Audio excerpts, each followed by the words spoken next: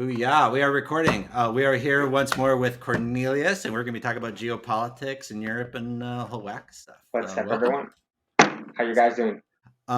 So we just got so we were just talking, and Cornelius is looking at doing a blog post that I thought was pretty cool. You want to talk about kind of what that post is about? Oh, it's actually, well, for those of you who don't know me, I have a blog. It's called the Outpost, and you probably can find the link below in the description. That was the advertisement part.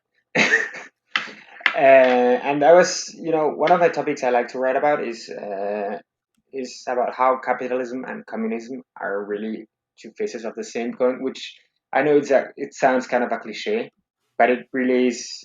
Like if you read the Communist Manifesto, it's right there in the description. And now we're in the middle of this new Cold War, they say, between America and China, and I think that topic is more relevant than ever because people see this huge contradiction or this huge opposition between supposedly capitalist America and supposedly communist China.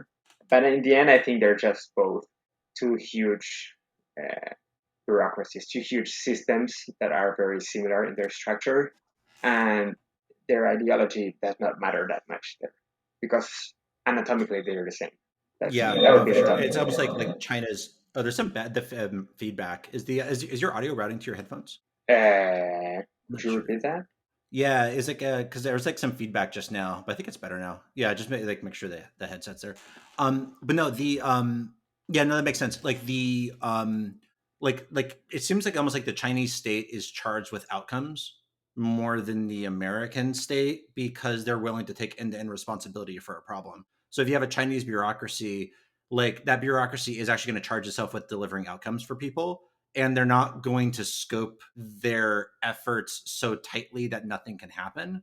So it's almost like I feel like it's like the Chinese system is kind of like the inevitable endpoint of the current American regime because it's like if you actually evolve this kind of bureaucratic system, but then you increase the tax rate a little bit more, and then you just nationalize Facebook into the regime, then you probably wind up with something pretty close to the Chinese system. Yeah, I mean it's pretty similar. Like, really, how different are you know Facebook thought police and COVID restrictions from a social credit system? Potentially, like if you see how where this is going, you can see it even more in Europe because I think America is still this kind of libertarian ethos that you don't see so much anymore in the European Union. But this Western thing, But I think that's like Curtis. Did you see Curtis Yarvin's post about that? and maybe I've seen many pretty disturbing posts, but they're so long. It, Like I cannot this one was pinpoint. really good because what it talked about, it was like about how the big thing is that like it's very obvious when you look at China that you have a kind of a very centralized system of censorship. But the thing that's really interesting about the American system is that in the same way that the Chinese system had a series of innovations on top of capitalism, it feels like the American system has some innovations on top of the Chinese censorship system because by making it decentralized and about status, where there's certain high status ideas that are then enforced as being illegal within a corporate context, but legal in a civil context. And then because corporate personhood means that the corporations have the ability to enforce the thought police rules of the governing elite, then effectively you wind up with the same output of the Chinese system, but there's no one to blame and no one on the hook. In the Chinese system, you know who's running the censorship program. In the US, it's purely distributed. Yeah, but then you don't know which one is more advanced. The one that leaves the blame, like it distributes the blame, and nobody's accountable for anything. Is that a bug or a feature? Because it's a feature for Well, I the think it depends on system. your goal, Hmm? right? It's a feature for the Yeah, system, no, but it it's a depends on bug your for goal. yeah, exactly. It depends on who you are and where in which side of this systemic bureaucracy you're standing. So I guess like from a stability standpoint, like which of the two? Like there's the current American regime. We're kind of within the U.S. Within the U.S., it was I mentioned us in one last podcast I did over 4th of July. Oh yeah. Was talking. Yeah, it was like kind of like at like a friend of my girlfriend's, and like we were at like them, and like just really nice, like very normie couple, and like just super funny, super smart, but not into weird politics. And I thought it was really interesting. It's the first 4th of July where like the idea of like maybe we need a constitutional convention was something people were talking about on 4th of July, which is like a thing in the air that would have been unimaginable 5 years ago. So I would wonder, like, what do you think? It's like, what has the best chance of kind of surviving in its current state 20 years, do you think? Like the US or the Chinese? Uh, I'd say both. I think they're converging. Like I would not be surprised if they ended up being embedded in the same thing. I mean, they're actually in That's the cool. same system already if you think about it globally, because they depend on each other in almost all senses. So it's like they're different organs of the same system. Maybe. I mean, if you think about it in a biological way or quasi biological way, does that make sense? I don't know. Maybe I'm. Yeah. It does. No, I'm like thinking because it's. I think that's a really. I haven't heard anyone make that argument ever, but I guess if we're going to zoom all the way out, like I don't think anyone would argue that the U.S. and Britain are literally the same They're the system. If you same think thing. about like World War One, yeah, exactly. World War One is just we just took all their gold and all their capital in return for funding them, and like it was a real financial unification Yeah. without there being a political unification. But the economic unification we've seen over and over and over again is what matters. Like the EU was economic integration before there was political integration, and it's still the economic integration drives everything. Hmm. Um, so I mean, it's like clear, but I guess I think the best counter argument would be that in the U.S., I think almost everyone wants to aggressive decoupling from China, which is that there's a lot of pre-war, or like there's a lot of pre-World War II level propaganda against the Chinese within Yeah, the which I US, which I find. totally agree with. Yeah, Yeah, but it's like it's at the same time it's kind of uh, very gross propaganda. Like it's not at all subtle. Um, it's effective though. It's moving the it numbers on is, the yeah, polls. yeah. But it surprises me how effective it is. Because you would think people are like there's this cliche that people are don't care about anything anymore and nobody believes in anything. But then you just sell a tale about communists and capitalists and the Chinese are going to take your stuff and people just buy into it en masse, which is it is interesting. Like people here in Europe also Yeah, hate the Chinese for some reason. I mean, I think it I makes get the sense. reasons, but Yeah, because I mean, I think it's of all the enemies that have been painted by the U.S. I think it's the first time that the U.S. has picked, like in TV show terms, like a big bad that makes hmm sense. Because, like, I mean, being anti-British or anti-German or was always pretty silly, given that like 25% of Americans are German. yeah, Like it's the same civilization. It's just an outgrowth. And then Russia has no interests that are against our interests. There's a reason that we were like the U.S. and Russia were largely aligned before World War hmm One. So like, and then you look at like Islam, and it's like, yeah, it's scary, but like if you block off Muslim immigration, the issue goes down to a who cares. And yeah, then and it's it's just these no, are all silly big bads. and really they're no more scary than Mexican narcos are. Like Yeah, yeah. I'm not sure in whose hands I would rather end up, Narcos or ISIS. Like if you had to be, Yeah, I mean, I feel like ISIS, if you pretend to convert, at least they let you live. yeah, The narcos, I feel like, are disciplined. yeah, Um, yeah, but then you look at like China, and it's like I feel like China is more the equivalent of Rome versus Persia, maybe, yeah. and then like Russia was kind of Rome versus Carthage, Oh, guess where what? and you know, and the I what's was that? reading because of you. I've been reading for Yeah. because I know you like the Rome versus Persia uh, theme. Mhm. So I've been reading uh, this historical account by Ammianus Marcellinus of Persia. yeah. I'm about done with it. Like I have maybe 100 pages to go, and it's super interesting because it's like at the fall of the Roman Empire, and it's you already have all these dysfunctional emperors, and then they have this, you know, Persia is on the rise, and they have this voracious attitude towards, you know, the borders of the Roman Empire, and they try to seize Armenia, and it's a super interesting book. Like it was It a just a time of a time I didn't really know anything about. the thing that gets me is like that same period you're talking about, where the Persians and like the Romans, it's like over a good 800 years, they would occasionally have major tactical victories, but they never had a real strategic victory because they were so incredibly well matched, and they had an incredible buffer because it was just so goddamn in desert, and then it's so mountainous. So you go down this list of reasons why the rivalry just continues and continues and continues. And there's a couple points where the Romans, like under Julian, almost got a knockout blow on the Persians. There was a couple times when the Persians almost got a knockout blow on Mesopotamia, but never really on kind of Anatolia or Rome proper. And I guess it's like with Russia, it was just so backwards, and the economy was such a joke. It was never a real threat. So like Russia was way less of a threat for the U.S. than the Carthaginians were for Rome. Hmm. But China versus the US, like I see that as two alien civilizations that are going to duke it out for 500 to 800 years without a clear winner. And we're in like year -5 of the competition because it's not even clear as a competition yet. I mean, yeah, but are they really? That's what I'm curious about because I don't have I've met Chinese people from China Yeah. because there's Chinese people from Spain who are different, but and it's true what you say that it's super alien because Hmm. you just don't have anything to hold on to like in like common experiences, etc. But I Totally. wonder if really that extends into geopolitics as well. Because I'm sure there is like a middle ground I don't think there is. civilizationally.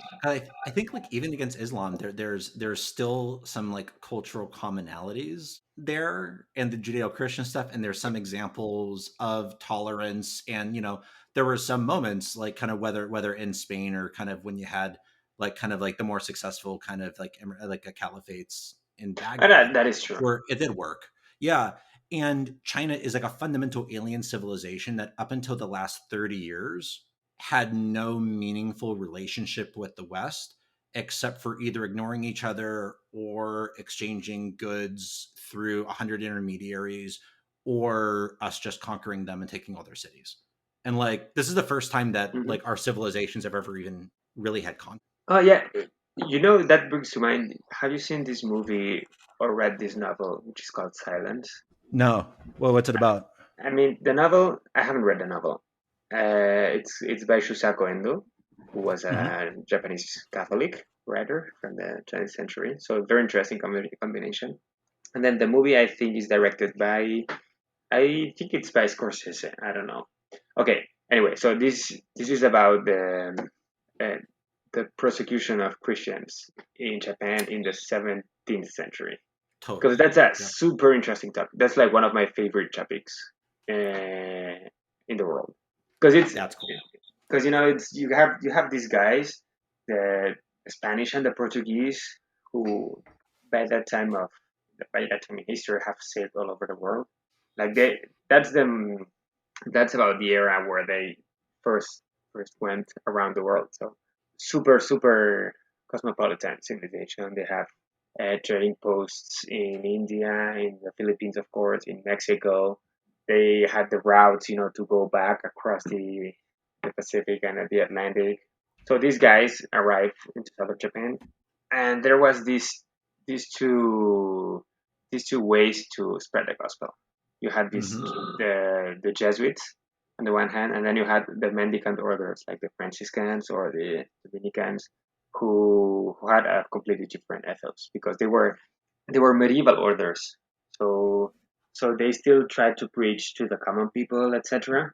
And like went in the streets, with their sacks of cloth and spreading the gospel and salvation. And these Jesuits, who had been created very recently at the time, and they were chosen from amongst the elites in Europe. And I they didn't know that. were, Huh. yeah, the Jesuits are like a super elitist institution. They Mhm. were founded by an aristocrat who was a Spanish soldier, Ignatius of Loyola, and and this guy founded the Company of Jesus. It's a company because it has this military disciplinary style, and Huh. like their whole thing was to combat the Reformation. So they were. wicked culture, like very well read people, very intelligent, and they had this spirit of doing, evangelization across the world to combat the spread of Protestantism and to reach the places that the Protestants were not reaching yet. Yeah. And then they did it not by preaching in the streets, but by going to the local rulers of the areas they arrived to and then converting those guys. Love it. And then having the conversion to go from the ruler down instead of from down. Oh, so smart. And it's also, Yeah. but it's also, it makes sense because like Catholicism is much more hierarchical. So it's also interesting how the growth strategy is Yeah. So, very but they were like Catholic. not grassroots at all. So these guys, and they basically like all the first dictionaries of Japanese, of Chinese, of South American native languages. Mhm. Those were all made by Jesuits who learned the language, uh, wrote dictionaries, and then used them to convert uh, the elites there. And they pretty much there is like this expression which is called to make a Jesuitic argument Mm.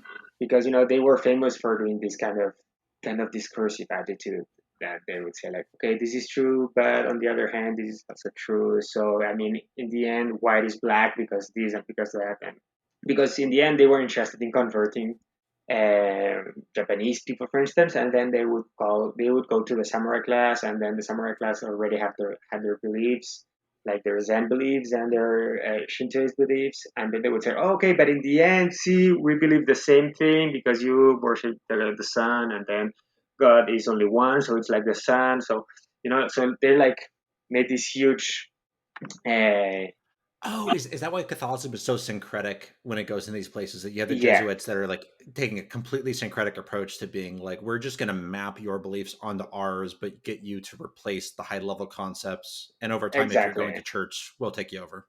Yeah, because it was like this. So like people were worshiping their ancestors in in wherever they were, like in the missions, and observers would come and go. Okay, these people are pagans. They're putting candles to their elders, etc. And the Right. Jesuits would come and go. Well, now it's not ancestor worship. It's just their culture. Because in the end, they're all baptized, so they're Catholics, and everything's all right. And this, like, Japan was the most successful place for this because it was a super literate society, and everybody knew how to read or write, and it was a very advanced place. And it was a time of disunification, like the Sengoku Jidai, like this period of the country at war, they call it. So it was ripe for preaching, and they had massive success. There were more Catholics in Japan than in Mexico.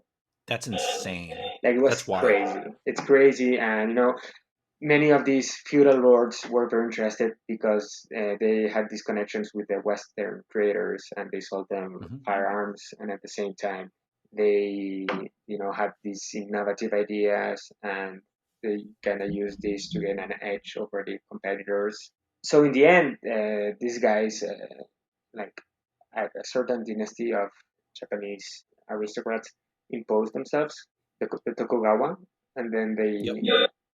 they found that Christianity was like a threat to the regime they established Huh. because they basically defeated all the other clans and they became lords of Japan. And then this kind of subversive spirit of Christianity, they found it to be like a tool of foreign intervention.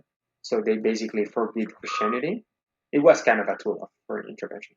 I mean, I'm sure a lot of it was sincere, but there was also this. No, it was sincere, but I mean, it would have been shut down by the Yeah, Spanish state much more aggressively if it wasn't also useful. yeah, because the Spanish also were not used to having, like, they arrived into South America and they had an edge over the natives, but they had never found a civilization that could actually pose a challenge to, you know, to But to conquest. but then if you're like looking at like I mean kind of like Japan where that's a great example of that you have this early meeting where it is an advanced civilization at the kind of the time of first contact. And if we kind of think about that in the Chinese case, it's almost like first contact is like kind of is kind of you start to have like the opening of China, it starts to go more capitalist in kind of the 80s and 90s, and then you have this kind of opening. It's the first time that Chinese civilization is meeting the West kind of on more advanced equal terms. And then you look at kind of Japan, where when that meeting happened, they kind of shut out and then they developed on their own. It was only after being brutally defeated in a war that they kind of came into the American sphere. And we'll That's see where true. that goes over the next few hundred years. I doubt it stays that way, but they had to be they had to be cowed in a war before they really A super destructive became war, Western. also. And we had to obliterate, we had to firebomb them to the ground to get them to yield. Yeah, it was crazy. Oh wait, I will have finished about the movie. I got into this huge Oh digression. yeah, hit it. Yep. Okay, so so basically this Japanese establishment finally forbids Mhm. Christianity on pain of death and shuts down the country and forbids all foreigners from setting foot on Japan for Jeez. 200 years, which is it's crazy. I don't think there is there is very few similar examples of this in history. So this book is set in this period of time where they are forbidding Christianity, and there is this Jesuit young guy who is sent on a mission to find what happened to another Jesuit who was there and who stopped reporting. And then he finds out the Jesuit has gone native because uh, he finds the Japanese soul to be impervious to Christianity, and like they believe they had converted them, but in the end, no. And it's very interesting because the author of the novel is a Catholic, and he reflects a lot on this issue, on whether or not uh, can you really be a Catholic Japanese or a Japanese Catholic? Is that possible? Oh, it's Or interesting. it's a very interesting book because the they have all these scenes of martyrdom, and then they kill the believers, and then if the believers just simply step on an image of Jesus, then they will be set free, but many of them don't. And the Japanese, instead of uh, instead of torturing the Jesuit guy, they imprison him and force him Hmm. to watch all the executions of his followers, so that he has this moral dilemma in between, renouncing his God and saving all his believers, but ruining their faith, or staying true to the gospel, but then seeing all his believers die horribly. And it's very very very interesting. That's intense. And like, It's super what's intense. and like what, and then that, and then I mean, but then and then after that, I mean, like the missionaries never really got back in there in any meaningful. Not really. Like only in the 19th century, some Russian Orthodox priests started to come back, and then the Protestants. But that was the end of Catholicism in Japan. Until and that's very interesting because it links with what you said about the war. Until 1945, because there was they started opening missions again in the 20th century, and one of the heads of mission in Japan at the time of the war was this Spanish Jesuit, Arrupe was his name, Mm. and he was there in Hiroshima, and he was actually a survivor. He was a doctor, and he saw all the victims of the bombings, etc. And he later would become the general of the Jesuits, so that means like the leader of all the Jesuits in the world. And he completely changed the outlook of the company of Jesus, because he was kind of progressive and had kind of socialist sympathies, in a sense. And he Mhm. had all these horrible experiences about the war and about living away from Europe and with the most humble people in the world, etc. So he turned the ethos of the Jesuits into this very progressive order, which are very different from the original Jesuits. Like they're not that, or at least they try not to be that elitist. They still are, but officially they have rejected that attitude. And the Jesuits were very connected with the theology of liberation, which were those Christian Marxists from South America. And the Pope was a Jesuit, and they have all these left wing connections that are very interesting. But this is modern Jesuit history, and this was all started by this Arrupe guy who was a Spanish missionary in Japan. That's crazy. And so in it's almost like the Jesuits were more impacted by the Japanese environment, and they had to Yeah, kind of shift their message more to be Japanese than the Japanese yeah, shifted to be. exactly. And Arrupe has these very interesting writings about that, about his experience in That's Japan and about learning about Japan. Very, very interesting story. And also the leader of the Jesuits has this very, very, very cool badass name because they're called the Black Pope because they dressed in black and they have always been so powerful and kind of worked like they're not the Vatican's secret services, but they are the church's secret service because they were so powerful, so well connected to the elites, and so well prepared that you know. So they are very interesting, a very interesting order. That's for sure. that's wild. And so, like with the Jesuits, what do you think was the actual what was the is there any equivalent of what's going on with them to like what's going on with China right now? That's a good question. I don't think how we jumped from China to the Jesuits. Oh yeah, because they were super alien. Like the Japanese were super alien to the Jesuits, and the Mhm. Chinese are super alien to us. Yeah, I think could it be that maybe our ideas, like our liberalism, is our modern religion, so we could establish this parallelism. Like our ideas are completely, the Chinese are completely immune to our beliefs in the end, and they just take what they find interesting and drop the rest. And we do the same with theirs, but it's very lopsided because I don't think we inheriting much from the Chinese. Like we're Well, not learning. I think our elite is like I think the American elite is openly envious of the Chinese. I think it's starting to become like that, Yeah. but I think that's a very recent phenomenon.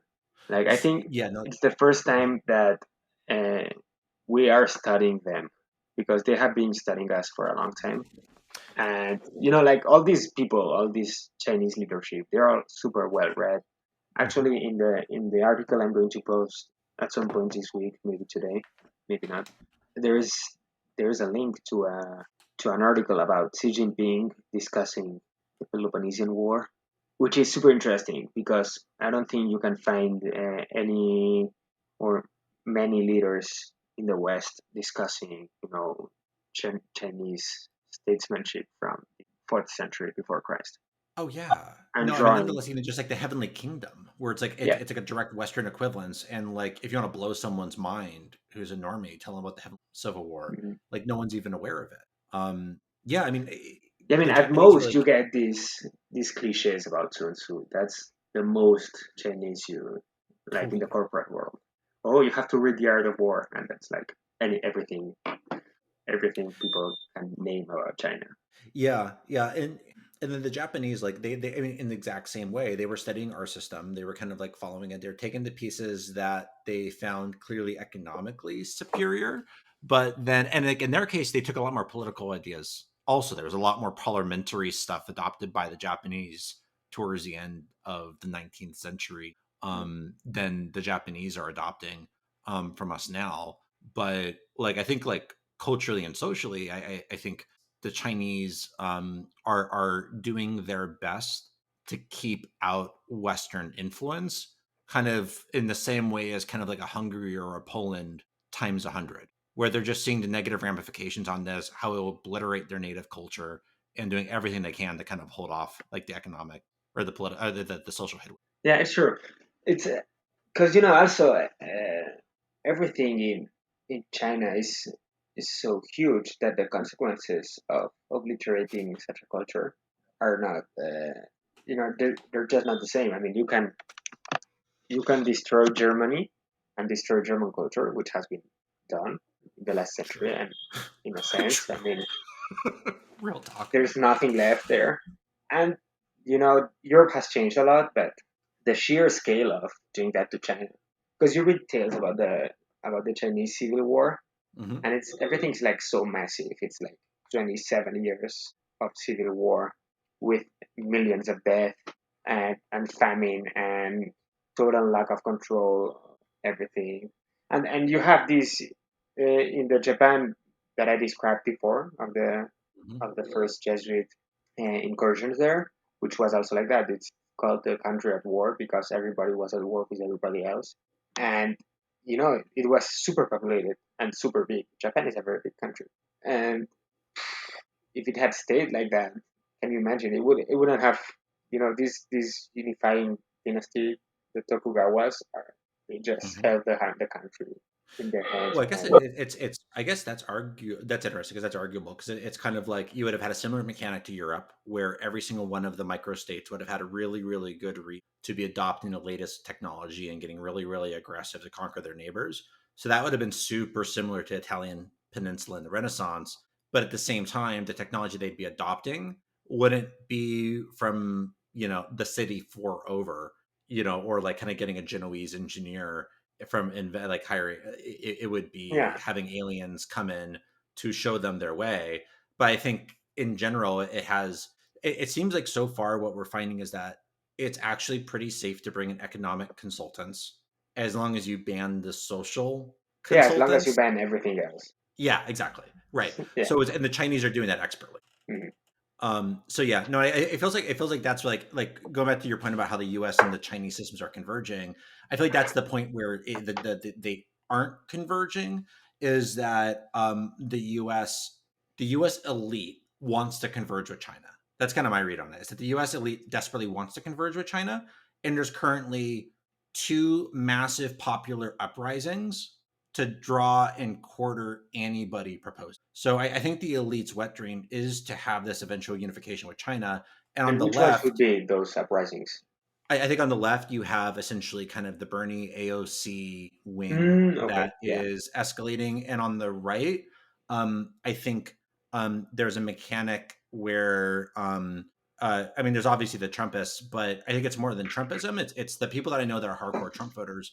Um, the main takeaway is I think they're all going to vote in the next election cycle, but if the Republican candidate doesn't win that cycle, I'm pretty sure everyone's going to boycott in 20, and that goes deeply Weimar. So the Republican Party is moving towards militarizing and boycotting, which is more like an Iraqi political faction than a normal Western political faction. Um, so like, and the one thing both of these factions So we that have learned from together the are Iraqis probably, as well. yeah, God help us. God. When you stare into the abyss stares back. So yeah, so our politics are becoming more Iraqi, God help us. And it's like both of these factions, the only things they can agree on is fuck China. Yeah, that's That's true. like the most unifying opinion among all voters. It's the most populist opinion. It's very Mhm. interesting if you think about it. And Yeah, because it actually I think makes I think that sense. people realize. And it actually makes sense because China is the country of educated elites. Yeah. They had this system of mandarins, like actually mandarins, where it comes from this Malay word, mantari, something like that. And it means bureaucrat. And the whole Chinese empire lay on the shoulders of this elite bureaucratic class who had to take grueling examinations to enter this bureaucratic corps. And like this is the proto credentialist system that we have implanted everywhere else in the world now. That's such a fucking brilliant point. I mean, no, you're totally right. It's like if we zoom out from the culture stuff and just look at it as kind of class conflict, you're totally right. It's that the current Chinese system is the absolute wet dream of a New York Times columnist. If you want to Yes. get like the Brookings Institute rock hard, just kind of make them executives in the Chinese system because it's their friends running everything without having to worry about little details like whether the actual like kind of citizens agree with them. It's Yeah. their ideal system. So I mean, no wonder they want it. It'd be amazing for them. Yeah, and and there's this meme that oh yeah, the Chinese are very good technically, but they lack creativity, or they lack, but Mhm. that's bullshit because you can see some brilliant classical artists that have studied in like Chinese academies of arts, and they do have expression and they do have character, and Chinese mathematicians who discover innovative things and scientists. So it's not like they're not precisely a creative civilization. I think But that's I just think scope. that's the argument. No, Exactly. I So think the hope is that right now the Chinese believe themselves to not be very creative, which is awesome because we've successfully demoralized them by exporting so much of our creativity that they don't have oxygen to be creative. So but as is long as that we can so crash anymore? their economic system, I Is think it that is. so? Yeah, I I'm think it not is still. sure anymore. And because these examinations these Chinese bureaucrats had to take, medieval China, they were also not super technical. Like they they went by thousands to these cities to get examined, and there were these small houses, and the student would have to sit there for maybe 3 days, and during those 3 days, he had to recite whatever classical poetry, and then compose a dissertation on classical philosophy, and then write poetry himself. And they Yeah, there is a culture of art because I mean maybe it's not as but disruptive that system's as approving what is art and what is not, right? It's like that's a yeah system of creating an official test on what is the state approved type of art. And then after you memorize that state approved form of art, then the state approved artist then decide whether your dissertation, your unique poem complies with the form of the state approved. yeah, but in a sense we also have that with official art forms that are supposed, they're apparently very creative, but in the end there is film critics, and you know there is a clear distinction between good art and bad art in the West too, and it's kind of Yes. academic. Maybe it's not as strict, but it is. There is But that a, goes a back to that Curtis definition. Yarvin post that was so brilliant about how the improvement on the American censorship system is that it's distributed with less harsh penalties that are social in nature. I would argue it's essentially that same concept on the art side, which is that by having such a centralized form of it, the Chinese system is just making it harder to iterate, whereas this decentralized kind of art official, the kind of academic art system does allow for more rapid iteration than the Chinese system. Dude, we have to invite Curtis Jackson here. That'd be a conversation. That'd be awesome. Is he in Austin, or where is he? No, he's in California, right? Yeah, something like that. Yeah, that'd be a great conversation. That's a what do you think of Curtis Yarvin? What do I think it occurs to Curtis Irving? No, no, like what do Oh, you think of Curtis Yarvin? what do I think? Oh, he was a huge influence of me because when I was like 18 years old, I read his blog obsessively as a university student. Now, I'm not as impressed by him as I used to be. I think a lot has to do also with the fact that I now know he's a person. When I used to read him, as a student, he was this mysterious figure from the internet with a pen name who you didn't know if he had connections or not, but he sounded like he was super deep in the state. But yeah, I was very impressed by him, and I still kind of like him. I think he's not always right, and he sometimes gets lost in this engineer mindset that like everything is super super easy to explain, and everything is explained by incentives and by years that were like this and like that. So they have this tendency to go like this or like that, and then. But in general, I like him, and he has some very good ideas, and he's a super relevant figure in the discourse. What can I say? Yeah, What no, do no, you for think sure. about it? I think it's I think first I think that his reading lists are god tier. So it's Yeah. just whenever like kind of the right. So it's just when he throws out a book recommendation, I think one of the most important ideas that he's popularized is the idea that we should actually read books published before the last 70, which Yes. is absurdly disruptive. Because like rising reading what's that book? A man, the Diary of a Man in Despair, and Mm. it's a book by a German monarchist who's anti-Hitler during the rise of fascism, and it's a critique of fascism from the right, and that's just so trippy and so brilliant. Yeah, And it's like all he's these fascists are attacking them. such a bunch of prods. Yeah. Yes, exactly. Yeah. Exactly. And then you realize that, like, oh my God, Hitler was a Democrat, right? This was a fundamentally democratic movement opposed by the elite, right? So it's. I think that's really useful. I think that similarly, there's another one he recommended that's fantastic. True History of the American Revolution, which basically it's essentially a point by point rebuttal of the American Declaration of Mhm. Independence, and how the thing was really just a traditional circulation of the elite story with the propaganda backdated. And it's that's really interesting. So I think that's one very important idea from him. I think the I other think is he has influenced what's up. massively. He has Yes. influenced massively our generation.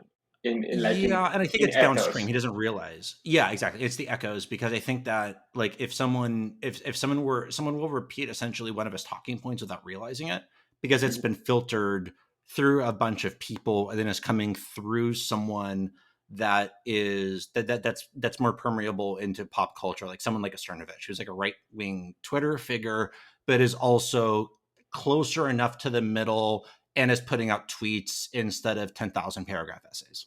mhm. Yeah, he's Um, unreadable. Okay, you were saying. Sorry, yeah. I interrupted you. No, I think it was. I think it's the big thing is there's a great discussion between him and Michael Anton, who's awesome, and I thought it was a great discussion because the point Anton made, and Anton is like kind of a very down the middle, like the founders were right, we need to get back to the American Revolution kind of person, but he's Mhm, deeply read and brilliant about it, right? So it's kind of he's essentially I think kind of like what one of the most well read voices for that worldview. And his point was that one of the things that's so interesting reading the founders is they were used to having to debate monarchists because the Democrats were the crazy minority fringe. Because democracy had been tried so many times and failed, and everyone growing up in a classical education would mhm. necessarily read all these ancient authors talking about all the dangers of democracy and why this thing has failed so often. And so, like Anton's point was, one of the reasons that that viewpoint can't get traction in kind of the mainstream discourse is that none of the mainstream figures are well educated into how to debate monarchism. And the problem is that they've run into is after they do, like, they have like a bunch of pithy sayings, right? It's like, well, Mm. democracy is the best system except for all the others, right? Yeah, And then they what have if like the these king like decides to kill all your family? exactly. Right. Exactly. Right. So it's like they have like these like clearly horseshit arguments where they repeat that, and then Mhm, everyone just kind of like nods mhm, knowingly, and then they shift the topic as quickly as possible to something about Trump. mhm. And he fucked a porn star. And then the thing is like Anton pointed out that back then the founders were very used to kind of debating the monarchists. And the problem is that right now the monarchy argument is the strongest that it has been in a long, long, long, long, long time because of the success of founders and like CEOs. So you can't celebrate the success of Elon Musk or Jeff Bezos without making 80% of Curtis Yarvin's argument for him. And I think As a and I monarch, don't think yeah. that's right. Exactly. Those are basically Sun King emperors in the vein of like a French emperor or like a Russian czar. So, I mean, if anything, I feel like the results of the current kind of like Western kind of democratic parliamentary regime versus Sun King emperors like Bezos and Elon Musk is making the argument for absolute monarchy more than a limited form of monarchy, but that hasn't really played out in the discourse. Not yet. Not yet. Exactly. We're gonna spearhead that. There you go. Exactly. Um, yeah, and it's like, and then I think it's like kind of watching what's going on in the U.S. Did you see? Did you watch Bezos's flight live, I or didn't watch it. did you watch it? I heard about it. I didn't watch it. What was about it? What did he say? What did he do? Well, I thought there was a couple things that were amazing, right? So the first is Richard Branson's like trip. I mean, obviously, I mean, like I teared up. It's amazing. Like the man built a spaceship company and he flew to spaces in his own private spaceship. Fuck yeah, right? It's like that is like every science fiction book from the 1950s that was the end Hmm. state. So like amazing. Um, but also it was like the audio production was screwed up and the video production was screwed up, and it was just a very amateurish event. And then randomly, that's like Stephen Colbert is kind of anchoring and making cheesy jokes. And like I saw a great tweet, which was that the production of the Virgin Galactic launch was like you gave the branded content team unlimited budget. Oops. Cool. We had some technical difficulties, but we're talking about kind of like the Virgin Galactic versus Bezos, and it was just kind of like the Virgin Galactic one. The thing about it was that the the entirety of that stream was it was just at a very low quality, and you could just tell that that is not an organization that has it together. And the Blue Origin one was so professional top to bottom, it was almost imperial. And the thing Hmm. is that Bezos, when he's going up, and it's so well stage managed. When I checked in legacy media every once in a while, like what is CNN running with, and he had Wally Funk, right? And like why, like how did Bezos know about Wally Funk, and did he know that this woman had this incredible story from Mercury? Like I'm sure he set an objective for some of his interns to go and figure out and calculate what would be the person that he could give the fourth seat to with the highest ROI on earned media, right? And like based on the different, like what would be the different threads that can emerge from it, what would people run with? And with her, it was always like two of the three questions on the media was about, and just that selection was so competent and so brilliant. And it added so much energy to the press conference. You could just tell that this is like someone operating at the top of his game. And then Bezos also, after he does his press conference, he's talking about this. Hmm. He now owns a private spaceship. They're asking him like, "Are you going to go up again?" He's like, "Obviously, I now own a spaceship that works. Like, obviously, I'm going to go up at least once a year now." And it was just as such a casual thing, right? And the part that got me was afterwards, he announced a prize for bravery and civility, where he talked about how there's not a lot of, it's easy to be brave and a dick about that. Like you can be brave and you can castigate your opponents as having bad character, but to be actually brave and civil is really hard. And then he brought Van Jones on stage, who in my mind is Hmm. a very heroic figure. He's like part of CNN, Who's which are Ben normally, Jones? yeah, he's a CNN kind of commentator, but before that he was an activist, and kind of he was doing first stuff that was kind of with a bit of a neo-Marxist kind of bent. And then what he realized is essentially just that like he wasn't getting anywhere except getting brownie points with the fellow activists. And he took this incredible lens where what he kind of really focuses on is that the problem in the US is not about black poverty or white poverty, but poverty. And shockingly, if you talk about poverty, everyone's on board. And if you racialize it, you turn a lot of people off. So when the Trump administration, that like there was a law passed, like kind of spearheaded by Kushner, kind of pushed by the Republicans, where there was like it was making it so that people in jail for nonviolent crimes, which is millions of people, hundreds of thousands, it's an incredible amount. And Van Jones, as a very prominent Democrat on CNN, met with Trump at a time when he was Orange Hitler, and no one can do that. And he actually like kind of worked with them to help sell the Democrats this is really a good thing, and he pushed for good provisions in it. And there are thousands of people at home with their families now because Van Jones is brave enough to work with someone the To media work didn't with, like. Yeah. yeah. And it's And beautiful. Jeff It's Bezos so gave it to him. cool. Gave him $100 million with no strings attached, that he can use that money for anything that in his judgment will help the world the most. No bureaucracy, no grant. It's just, Van Jones, I trust you. You're an incredible human being. Please have impact with this money. So he's like the Sun King, really. Exactly. And the thing I Yeah, was I mean, going it's back not to is like I like, like this him is a very gripper. much personally, Well, but that's I mean, very I don't cool. know. It is, and he did the same thing for this incredible chef, like chef who's like kind of is feeding kind of the poor, but like instead of it doing just gruel like most poverty relief, he's a Michelin star chef, and so he's kind of Mhm. going cooking real hot meals for people. Because just because like you're impacted by disaster, you're in poverty, doesn't mean that you should have to just like kind of live Eat shit. with just disgusting food. Yeah, it's like you should be able to have some dignity. And so Bezos also gave him 100 million. And you play that out, and Bezos is creating almost like a shadow state where Van Jones with 100 million will do more good than the entire Justice Department. And this chef with 100 million is going to probably do more good than a lot of the like US agencies directed to that. And this scales, he has $200 billion and it's growing.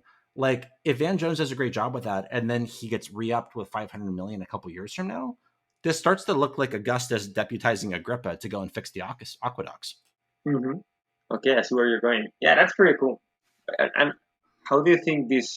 Because these people also meet with government heads. Actually, the president of Spain is now in the U.S. and he's meeting with everybody except like he's meeting with the guy from BlackRock.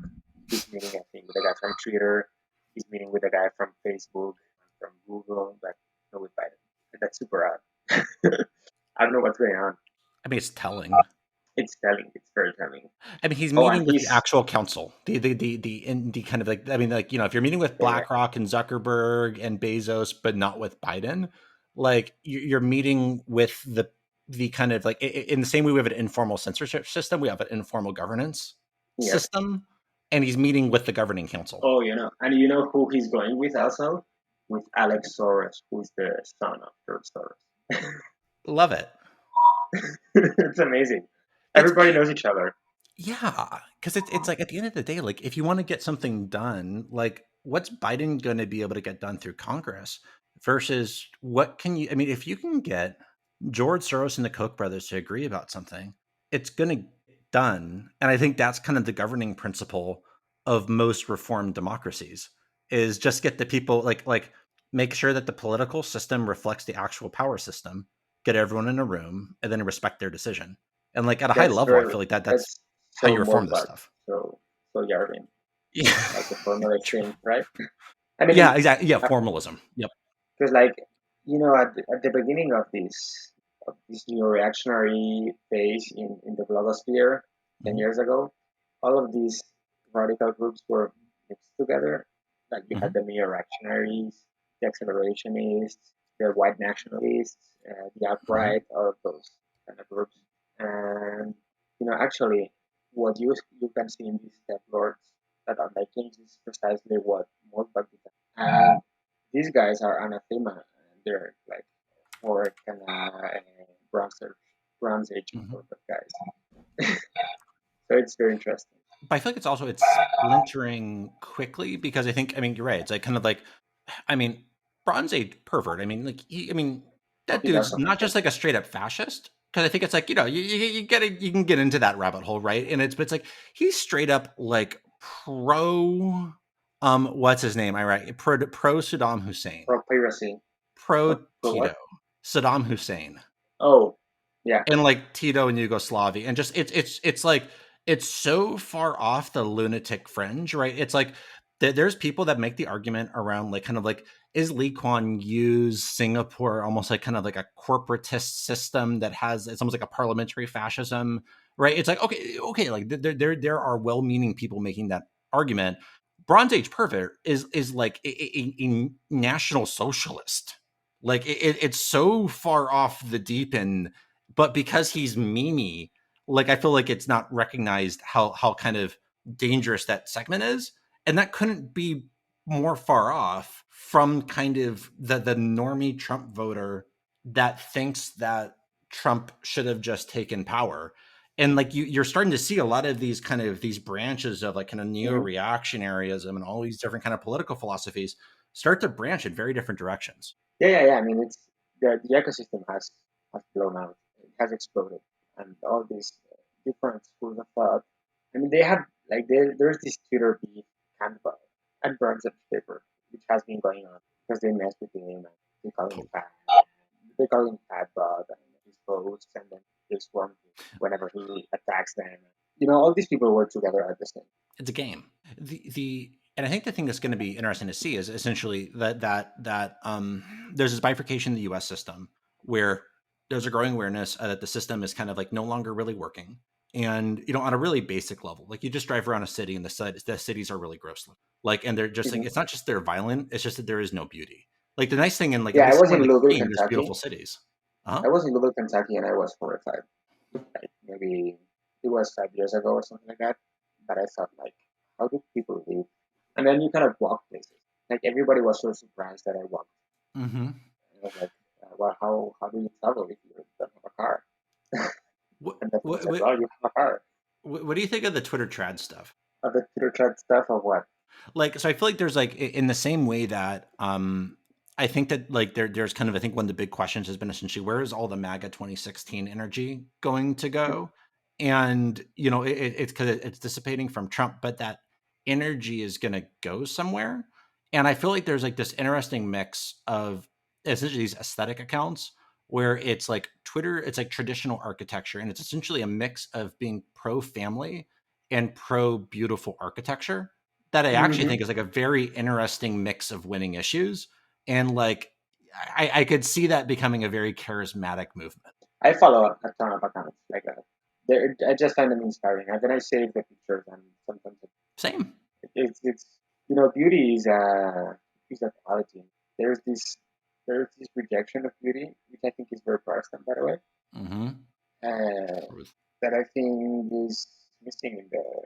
I think that the modern world lacks beauty. That's so interesting. I haven't heard anyone make that point, but that's so true. That's brilliant. Yeah, you're totally right. Because it's Everything's so ugly. yeah, it's so utilitarian, and it's kind of the idea is, yeah, it's like it's at least Catholicism has the idea of glorifying God on earth, at least kind of through some of the movements, but it's like there's none of that idea in any mainstream Protestant sect. I mean, it's the thing that's most charismatic about Mormonism is that like Hmm. the LDS Church builds temples that are I think the most beautiful buildings being built today. Probably, probably they take care of those things, and it's like, there's this argument, and you can find it also in New Age Catholicism. Most modern Catholics, they're like, oh, but God doesn't care about these things, and you have to be deeper than that. So they go to church with a t-shirt and flip flops, and it's like, okay, probably God doesn't care, but it's like it also changes your outlook on things. Like if Hmm. you dress up for church, then you get a weight in. And it's like, it's like calligraphy, right? If you make an effort to write beautifully, it's very difficult to evil stuff. Hmm. I mean, you can do it, but it's horrible, and it doesn't feel right. And I think the study of calligraphy, like I think the logic that if you make an effort to write well, you will do good things. Hmm. Or the other way around. The other way around. You know what I mean? Did I Totally did I agree. make? No, Yeah. 100%. Yeah, and there's something about it used to be that it's like it's that it's not just taking care to have beauty in buildings that are being built. It's taking care to have like beauty in writing, beauty in signage. And there's like part of like that standardization. It's kind of part we're talking about how like the US and the Chinese system are much more similar than anyone wants to think. It's mass producing kind of signage, it's mass producing architecture, and it's kind of making everything kind of like everything's Helvetica. Hmm. And Yes. there's something very dehumanizing about everything being Helvetica, and that's why it feels like the movements that are the most charismatic are going to be the ones that tell people it's okay to have lots of babies and you should live surrounded by beauty. And it doesn't matter what job you have, you're still a human being with value that deserves the dignity of being surrounded by the greatness of your civilization. Hmm. I mean, it is. My parents bought a house, and it was like it's a beautiful house, but it was covered in Hmm. like this, and it was beautiful like that. But then the wall outside the garden was also covered in ivy, so you couldn't see anything Hmm. from outside. And there was this argument because there was this argument about cutting the ivy because people have the right to see and not just the concrete brown gray, which I'm Yeah. sure is super utilitarian, but you can do better. And but it's not just that we can do better; it's that we did do better for literally thousands of years.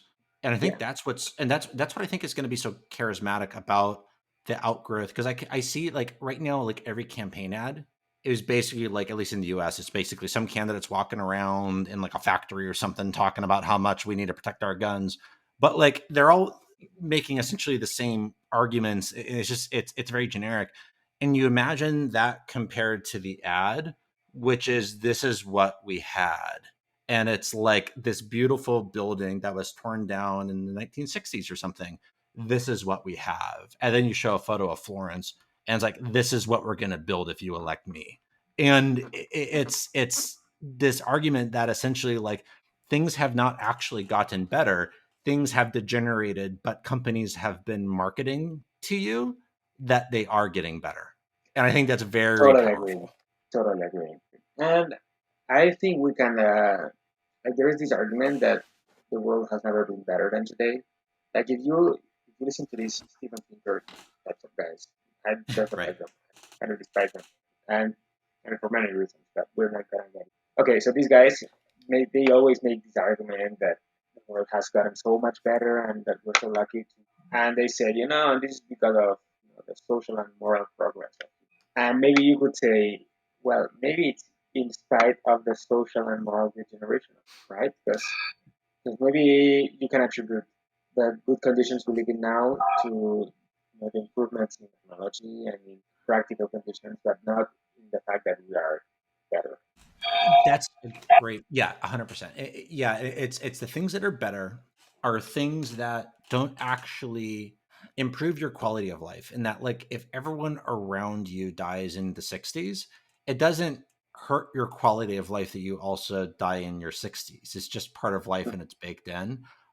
If everyone's losing a child losing a child in childbirth, what like 20 of the time, it's like it's a normal part of life, and you don't really question it.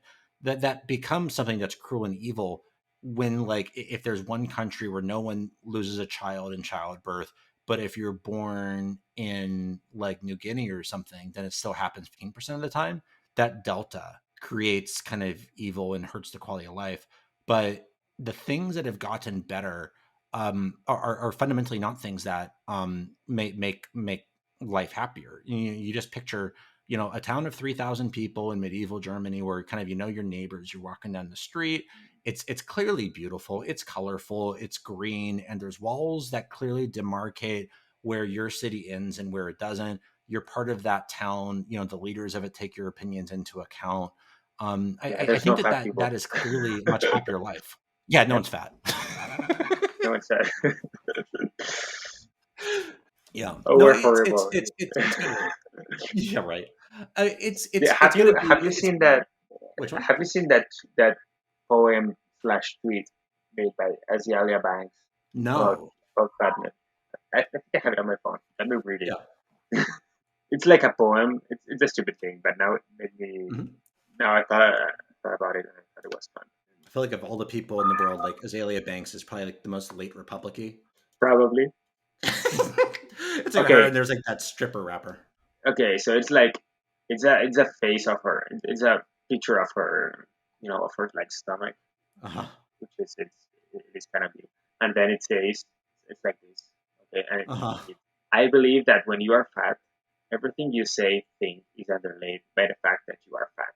Any advice given Mhm. or idea raised with the asterisk of signaling that you hate beauty and have made your body an Ooh, underlying. true. It's super harsh. Wow. Wait, she wrote that? I know, I, I know, like Azalea she wrote Banks. that.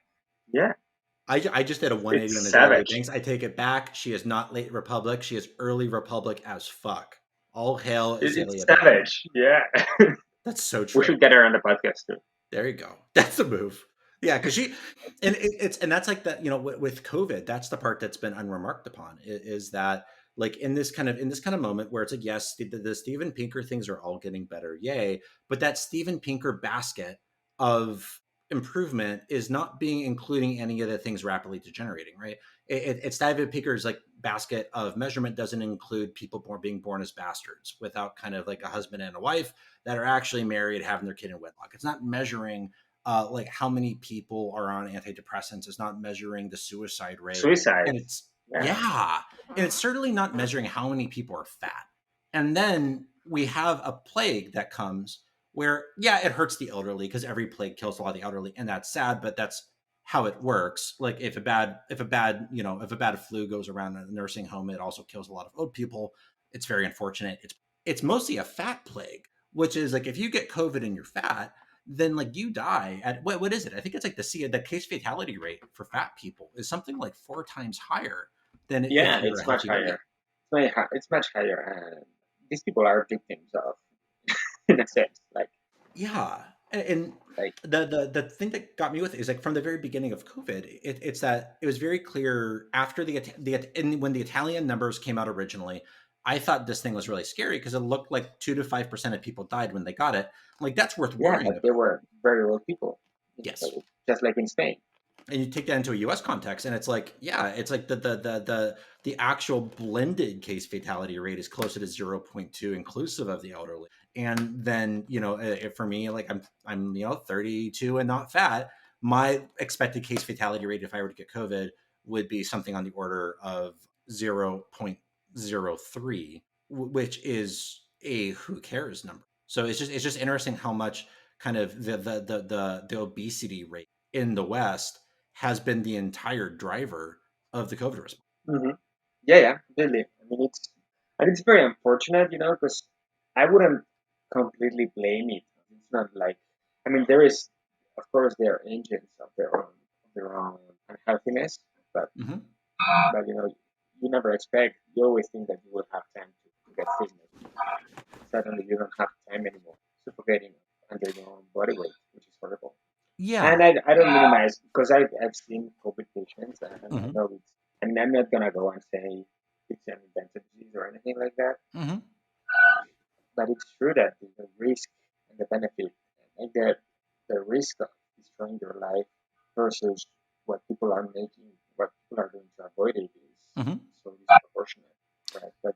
That's what amazes me the most, and how culture is so afraid of that. Because you had these polio epidemics that killed a bunch of children or let them, you know, without being able to walk again, but Hmm. nobody closed them. Or maybe they closed them, but there was not such a widespread. I don't know. I feel like the response is, I mean, it's we're gonna see the harsh split in the response coming up now, because the panacea of the vaccines is turning out to not be a panacea at all.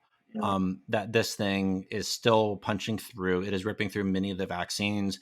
It looks like, Moderna still has pretty good coverage against Delta, but a lot of the other ones, especially Oxford, are highly in question from like just a perspective of protecting against contracting in a meaningful way. Yeah, I mean, it reduces symptoms, but we're still seeing the cases go through the roof in Britain. So at yeah, least, but I one mean, in thing the is, US, Delta's going crazy now. yeah, but one of the things that amazes me is that, you know, the number of cases is so that's the statistic to paying attention to. How many people are dying Hmm. now? Because in Spain, the cases start going down, but it's like 20 or 30 people dying every day, Yep. which is a mandatory number. Because And there's it's a huge, plague. but it's even We less. can't we can't prevent the casualties. Like when a plague emerges, there's casualties, and you take it and you move on. But like the thing that's unique with this plague is there's kind of this a fetishization of science to think that Mhm. we've evolved so past the earth and the environment that we can take the casualties down to zero. And it's just not the case. It's like this is a very normal human experience, and it sucks, and it sucked during the plague of Justinian, and it sucked during the Black Plague, and it sucks now. But this is like a third or a fourth tier plague. It just doesn't stack up, and yet we're kind of on a defensive footing on a planetary basis, as if this was the Mm, plague of Justinian. And I would agree with all these things if it were the plague of Justinian, but like it just isn't. that's right. That's right. It's what impresses me the most. Yep. How people are willing to like surrender everything so fast. I don't Yeah. know. It kind of depresses me a lot because now you have this Macron was on TV on the one, suggesting that people who were not willing to be vaccinated should not be able to go to school to ride the bus. Or I was like, seriously? Like, you consider this such a because there is this element of culpability. Like if Hmm. you spread the disease, you spread the disease. It's not like you Correct. spread it. And it's like, okay, it's not like that. It doesn't work like that, and you cannot control how viruses move around. I mean, you can take some precautions, but it's very unfair to put guilt on somebody spreading the disease unless I mean, okay, I understand it. There is a difference. Like if you know you're sick, then you just go visit your grandma in a Yeah. nursing home and you 50 grandmas, then you cannot blame people for going to the supermarket or going to bars and then sneezing. I think, yeah, and I think it's like you can blame Xi Jinping for opening the flights out of Wuhan and letting them spread this to Yeah, the West while we close it domestically. So I think we can blame the communists and we can blame the Chinese, but I don't think it's yeah. fair to like blame someone who like a child who isn't vaccinated when this is a fundamentally untested thing. Like there weren't really kind of meaningful amounts of children where we're able to see how like these vaccines are going to impact them over 10 or 15 years or 20 years. It's super interesting. It's super untested, and that doesn't mean there's a risk. Like, and I don't think anyone responsible is saying that there is a risk. I think what they're saying is just that it's the there is no proven meaningful transmission from children to adults, and there is Mm. no meaningful risk for children who get COVID. And it obviously makes sense for the elderly to get vaccinated. Of course, it obviously makes sense for someone who's overweight or obese to get vaccinated. Of course, when someone's in their 40s, probably makes sense. For someone in their 20s, for someone who's in their teens, I think it's probably doesn't make a lot of sense. And for someone who's under the age of 10, it borders on child abuse because it's completely unknown the long term ramifications. And we know that the upside is near zero. Yeah, and you know what's more unfair about that? It's that it's actually, the benefit for the patient is what nobody says about, like, when you be, when people talk about vaccines, they consider them as an individual measure, Mm-hmm. which is not true, because the point of the vaccine is to reduce the probability of disease, but then to multiply it, so you improve the health of the population. So Mm-hmm. when you get vaccinated, you get some benefit, some protection, but the protection, most of the protection you get is not because of the vaccine, but because everybody else is also vaccinated, right? So basically, it's not like, okay, so if I'm vaccinated, I have a 70% not getting it, and if I'm not vaccinated, 90% chance, so I should get vaccinated because I get this trip. It's society at large gets this improvement because I reduce the risk by 20%, and then by 20, and so everybody else in combination, like, you get a healthy population, but that doesn't protect anybody. So if you force children to get vaccinated, on this basis, it's not because you're protecting, it's because you're protecting others. So you're That's subjecting them totally to a fair. risk. You're subjecting them to a risk on behalf of others, which is super unfair. Yeah, exactly. And that's really well said. That no, you're totally right. Yeah, and I think that's where it's like the place I take issue. You're totally right. Is that um there's populations that are at major risk from this, but this isn't Hmm. smallpox. This isn't polio. This isn't even the measles. It's just if we're gonna rank the diseases that are worth a full court press on, like COVID isn't one of them for most of the population. Like, and so far the evidence is that the vaccines do reduce the symptoms and the death of the elderly by a very significant margin, which is fantastic. And like that, I mean, just getting fat people and the elderly vaccinated on a consistent basis lowers their risk significantly. So then the question is, for the people that are allergic to the vaccine or for some reason aren't able to get vaccinated in these high risk groups, is it worth saving their lives and then inflicting an annual experimental treatment on the entirety of the population, including children, on an annual basis for like the next 30 or 40 years? And are people bad and evil to refuse that? And then, of course, how are we going to handle the next disease that emerges? Because there's going to be another one. That's where I think this Yeah, shit goes off the rails. yeah. And we're actually basically at time. Anything else we want to close with, or just kind of anything you want to circle up on? No, and then we can always do this again because it's so much fun. So, no, I think we Totally. must we Cover, we cover. cover Well, that, that was a good amount of covered a good amount. we didn't cover Turkey though, but we will leave that for next. That'll be a good one. Yeah, we'll have to Because we get that. wanted to Then talk also the about Turkey. Afghanistan wind down. Oh yeah, Yep. that's true. It's true. End of an era. Yeah. Can you believe Badass. it? Thanks for doing this. The war of our Um, generation. exactly. Ends in a resounding loss for the West. Yeah. Exactly. Thanks for doing this. And then anyone who's watching this, be sure to go look in the description here and follow Cornelius on Twitter, and then go follow the blog. There's gonna be a link to the newsletter. Go sign up for it, and then we'll for sure be doing this again. Thanks for watching. Thank you, guys. All right. Thanks.